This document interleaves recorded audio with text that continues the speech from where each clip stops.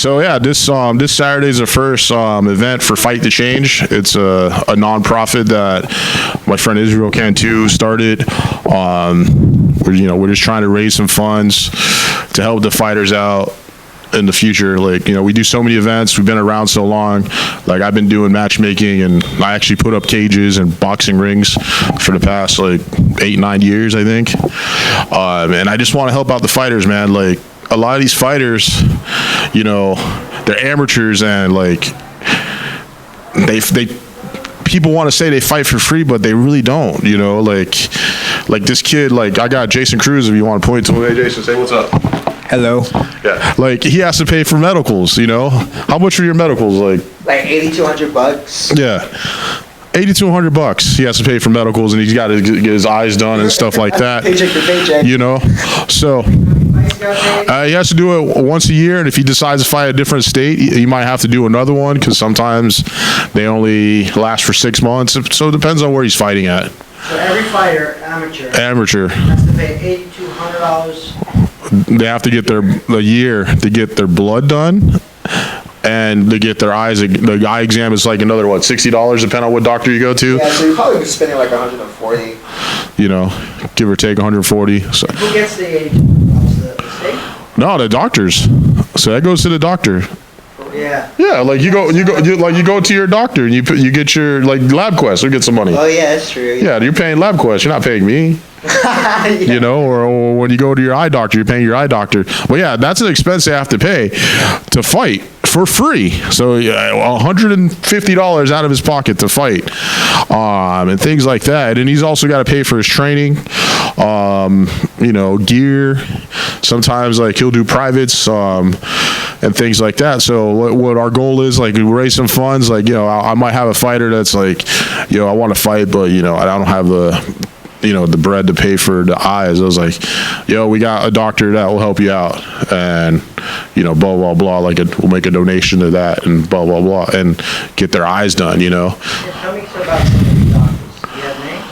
Well, Dr. Maroof is one of my guys. Dr. Maroof is the man, and in the Miami area we got Dynamic Wellness that's helping us out also. So yeah, both of those guys and clinics are just amazing to the fighters. They help out fighters all around South Florida. I know they're big with the bare knuckle scene and kickboxing scene and stuff like that. They help my friends at the Goat Shed and stuff like that. And Maroof has been helping us out for years. Also got my boy Tim Bruce at Novogenics. He helps us out with supplements and stuff like that. He was actually my first jiu-jitsu coach, and actually one of our lineage from my lineage and Daquan's lineage is from that guy. So they help us out too. Little things like that. But yeah, man, we're just trying to help out the fighters, because there's a lot of expenses, man. Like promoters, a lot of these promoters, they really don't do anything for the fighters, and oh man, Puerto Rico is spilling the secrets, But I'm just gonna be honest, man. I have friends Daquan, an amateur. I got him most of his fights. Jason, but I got him his fights, man. And I know what he does. I know how he trains, and for a promoter to do all those things, help a guy out. So they're putting money in the pocket. The biggest thing I always say is I won't use him yet because he hasn't done it yet, but I'll use Daquan, for instance. Daquan fought for me as an amateur for free when I used to work at XFN. I made money off Daquan. He sold fucking tables, few tables, thousands of dollars, that promotion made. And Daquan helped me pay my bills. I would be honest, Same with Nelson. He's helped me pay my bills. So when they go pro, if I can return the favor and help them out, with this the nonprofit that we started, that's what I want to do. Even when I do in the futures, when we do pro shows, I want to pay these guys a fair wage. I think it's ridiculous that some of these shows pay these guys $300 a fight. And especially if they fought for you as amateurs, man, they made all this money off you, and then they want to give you $300 when they made tens of thousands of dollars off you, So I just want to change that type. I want to change that stuff in the fight game. I know Israel's trying to change it, and just want to put it out there here. Like I want to create prize fighters again. Well, what do you look for in a fighter when you're looking for a fighter that you think is going to go pro? Well, what I look for a fighter is I use a term like I want guys or girls that fight. You know, I'm not trying to find a guy that's just gonna take someone down and hold them down on the ground. Like dude that fought in the UFC a few days ago had like 4 strikes. I don't want that. That's not exciting for fans. This is still an entertaining business. I also don't want a guy that's just gonna try to like hold someone to the fence or maybe just outpoint someone by just jabbing them for 3 rounds. I don't want that. The UFC doesn't want that either, to be honest. So just making fights that make sense. Like I said, I make fights that I don't know who's gonna win.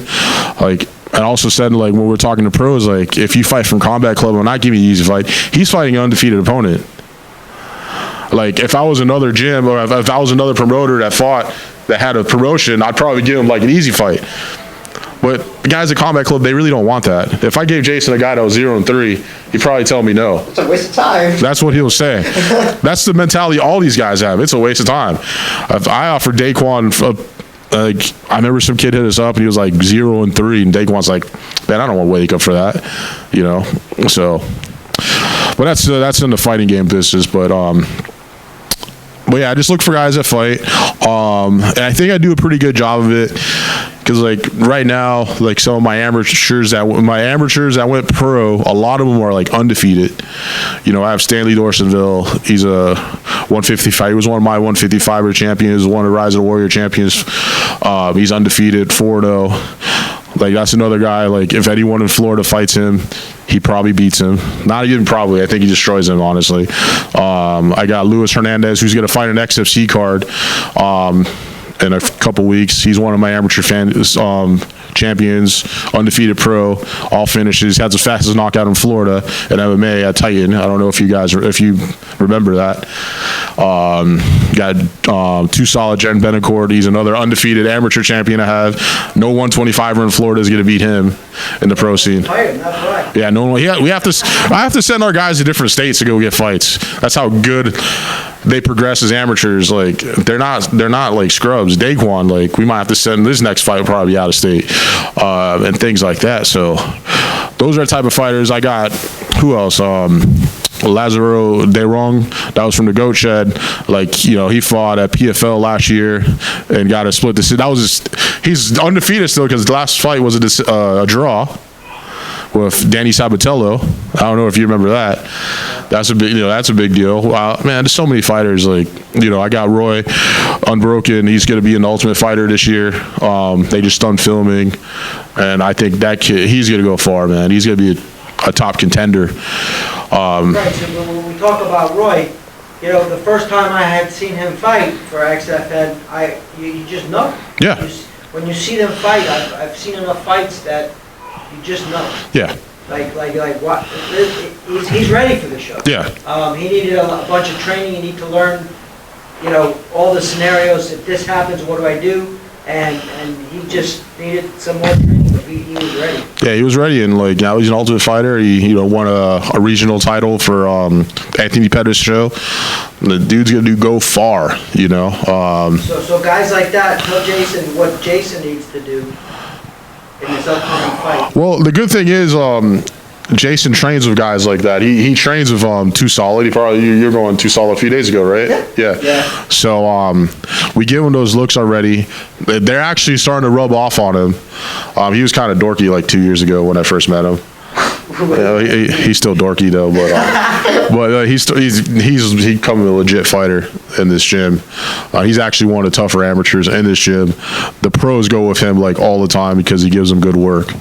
So his progression from like his first amateur loss to now is like leaps and bounds. Like he's so much better. His like last opponent was like, what was it, like probably one of Khabib's cousins. I don't know. Oh yeah. Yeah, not really but he was from that region, and like Tajikistan. Yeah, and he did his thing, you know. Takedown defense was on par. Submission defense, you know, just outstruck him. I think he took him down too, right? Yeah, I took him down 3 times. You know, like. Could have been 4. It's okay. But yeah, little things like that. That's progression. That's why we don't that's because he didn't get an easy fight. Like, he didn't ask for like an easy fight after his first loss. How did you find Combat Club?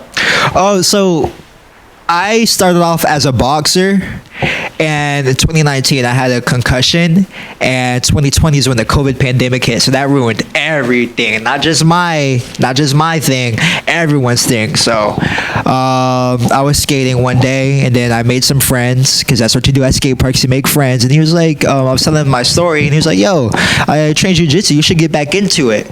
So I took that into thought. Talked to my mom about it, and at first I was kind of hesitant, but I was like, you know what, it'll be a good outlet. So because I have a lot of mental things going on, so I need outlets, I need to be busy. And I looked up boxing gyms near me. I'll never forget that. Boxing gyms near me, and the first place I showed up was Combat Club, 2 miles away. So I showed up. First person I saw was Travis. I recognized him because he used to work at my school. And then it just started from there. I don't even know how I got here. I just did start showing up.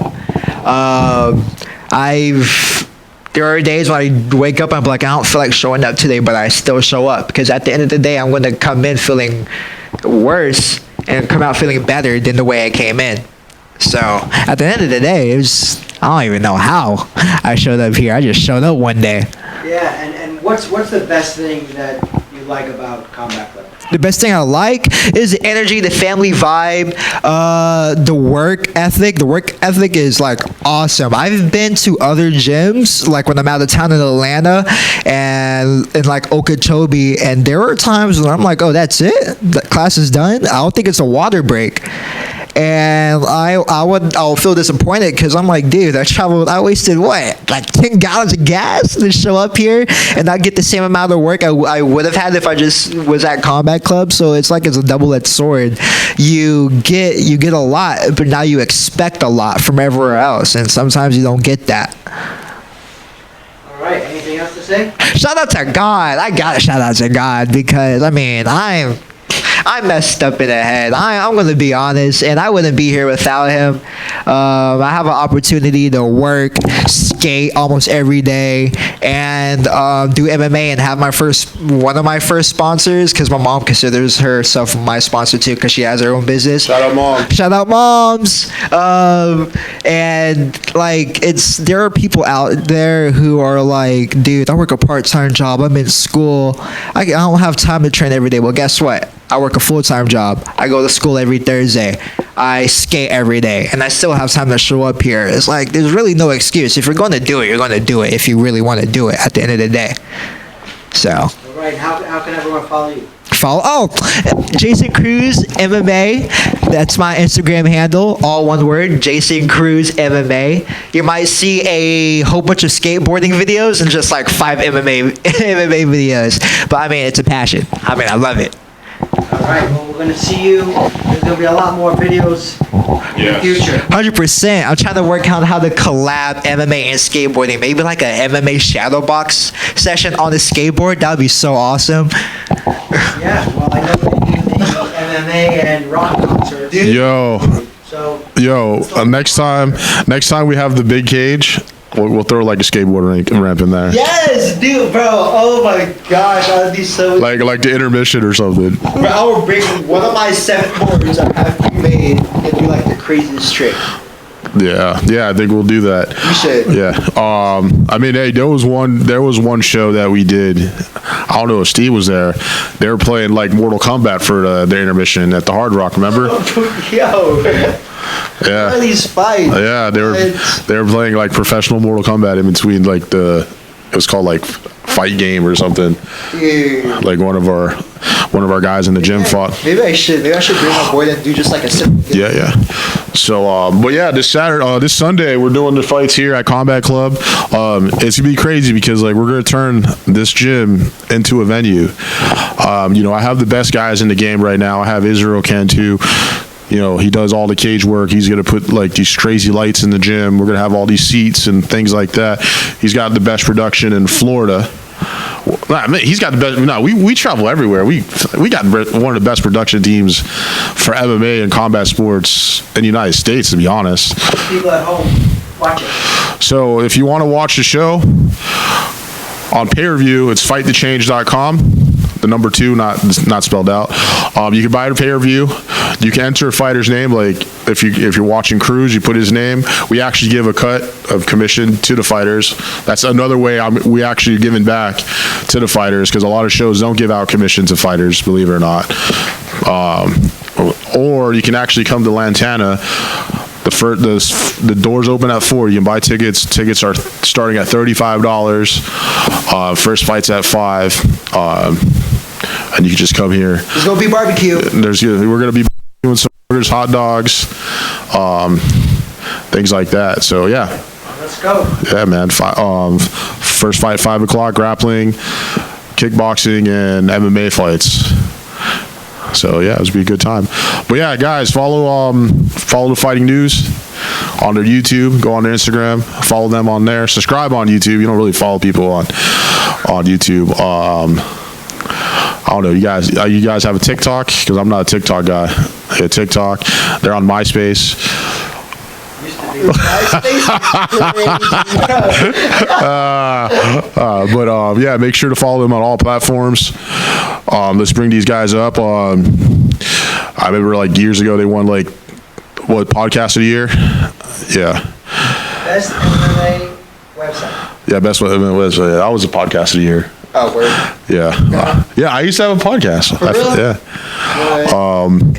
Yeah, so follow them they do many great things for the sport, giving a lot of coverage to all types of combat sports, from BKFC, what is it called now? Is it BKB? They do, they'll go to Glory of Glories down here. They're probably going to be at the UFC this weekend. All types of sports. They cover amateur shows. They help out with the community. They do many great things, so make sure to follow them on all platforms. All right, I think. We're gonna hold off on Jason Cruz. Why? For a few minutes, because Something to say. you got something to say. No, Let's go. Oh, for real? Hey, I'm Jason Cruz from Atlanta, Georgia. They call me Bad News Cruz. I moved down here in Florida in 2015. I love to skate. Recently sponsored by Natural Blends, and it's been a very wonderful fight camp. Like I said, Natural Blends sponsored me. They helped me out with like a whole bunch of supplements, nutritional supplements, protein powder, multi-day vitamins. It really helped me with my recovery, because you really don't know how much you could recover until you actually get some good recovery stuff. I'm fighting Sunday, 5 p.m. Sunday. Make sure you're there. Doors open at 4. And going to be honest, I don't know my opponent's name, but I do know his fighting style, and I have encountered that fighting style plenty of times. Sparring, Wednesday, Thursday, Saturday, I've encountered that before, so I know. And what I think is going to be his kryptonite is how creative I am and my ability to fight both southpaw and orthodox within the instant. Mid combination, I can switch just like that. So you think you have to be a crazy son of a bitch to become a skater and then become an MMA fighter? Yeah, I think so. Dude, like I've been skating longer than I've been fighting. I touched my first skateboard when I was 14, and it was when a friend lent me a skateboard and he just never claimed it back, and I was hooked since. Atlanta's has some skate parks, but when I moved to South Florida is when the skate parks were like, my skating skills went everywhere. And as I encountered more people, talked to more people, that's how I got introduced to boxing, and then I convinced my mom to get me into boxing, and then that's how I started skateboarding to boxing, and then eventually to MMA. And any broken bones? Oh yeah, I fractured ankles. I've had way more sprains than I can count. Like, it's crazy. My joints are probably made out of steel right now, how much they've hurt and recovered. Like, it sounds like wood at this point. Right. Is there any moves that you can do that would transition into? Oh, 100%. Skateboarding requires a lot of hip dexterity, and my takedown defense is on point. And I'm not gonna say it's 100% because there's no such thing as 100%. God would know there's no such thing as perfection. You just strive to be your best. So but I will say my takedown defense has only gotten to that point because my experience with skateboarding, and that's what a lot of people will learn once they start skating. Is it's all core and hip, and that will easily transfer to MMA. So you've been a professional skateboarder? No, not professional.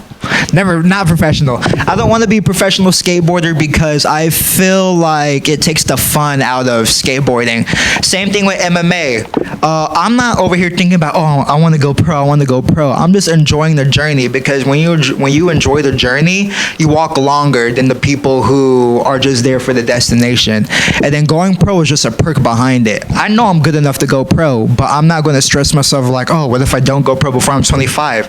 I know it's going to happen, so why am I going to worry about it?